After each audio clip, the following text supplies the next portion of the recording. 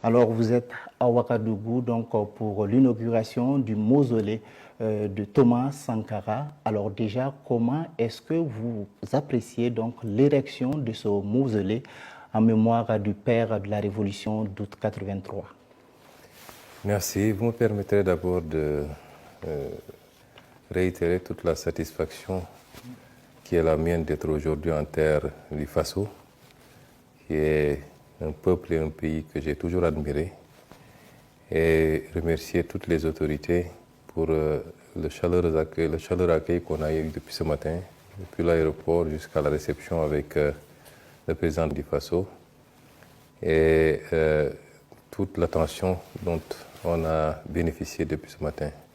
C'est un plaisir d'être là, et je crois qu'également la télévision nationale du Faso me devra quelque chose, parce que c'est la première interview que j'accorde depuis 3 ans à une télévision étrangère.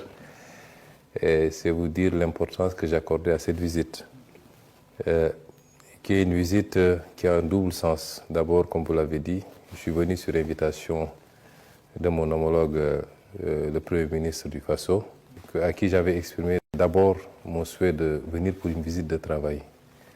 Et il a reformulé en proposant cette date qui coïncidait effectivement avec le second terme de ma visite, l'inauguration du mausolée d'un des plus grands hommes que l'Afrique ait produit, qui est une référence pour nous tous depuis notre tendre enfance, en l'occurrence le président Thomas Isidore Sankara.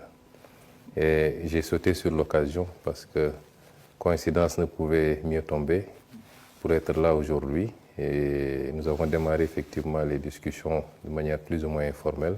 Il y aura une rencontre intergouvernementale pour aborder, passer en revue la coopération entre les deux États. C'est une inauguration qui a beaucoup d'importance pour nous. Tous ceux qui m'ont suivi depuis des années ont entendu la référence régulière que j'ai faite à Thomas Sankara dans mes discours, dans mes écrits également. Ce n'est pas de la démagogie.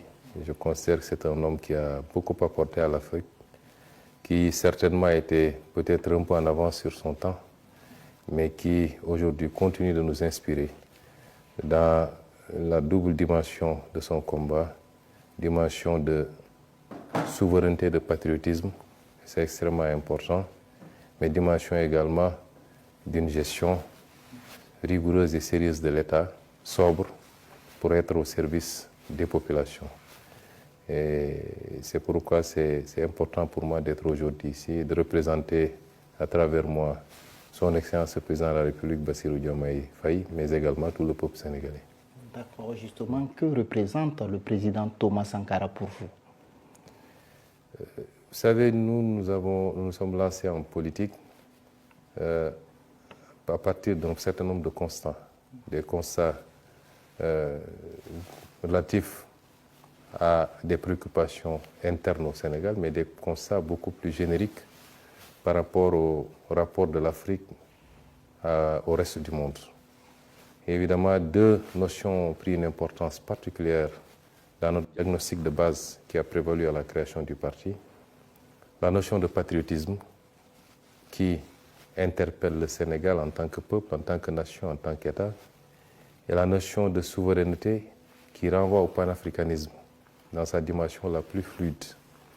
Évidemment, l'Afrique n'est pas une réalité homogène. Il ne faut pas qu'on se leurre en pensant que dès qu'on parle de l'Afrique, c'est comme si c'était une seule réalité. C'est un continent qui, d'est en ouest, du nord au sud, présente des spécificités. Mais c'est un continent qui, à la base, regroupe un certain nombre de caractéristiques communes, indépendamment des petites différences. Et sous ce second aspect, un certain nombre de leaders politiques illuminent effectivement nos réflexions, mais également guident quelque part notre action. Il s'agit certainement du président Thomas Sankara, mais il y a d'autres leaders comme Patrice Lumumba, comme Mamadou Dia au Sénégal, qui est d'ailleurs une de nos références les plus solides.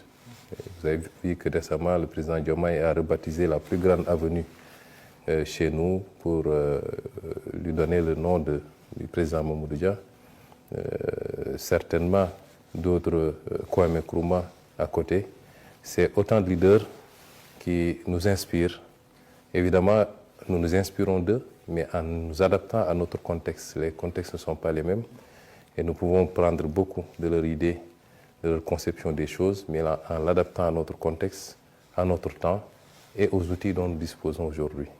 Et c'est cela que représente effectivement Thomas Sankara. Ce n'est pas seulement dans le discours politique, mais les actes qui ont été posés durant le court temps qu'a duré son règne pour souverainiser le Burkina Faso, pour ramener les valeurs et les traditions qui fondent la société burkinabé. Ça, c'est extrêmement important pour tout Africain qui veut aujourd'hui mener un combat similaire.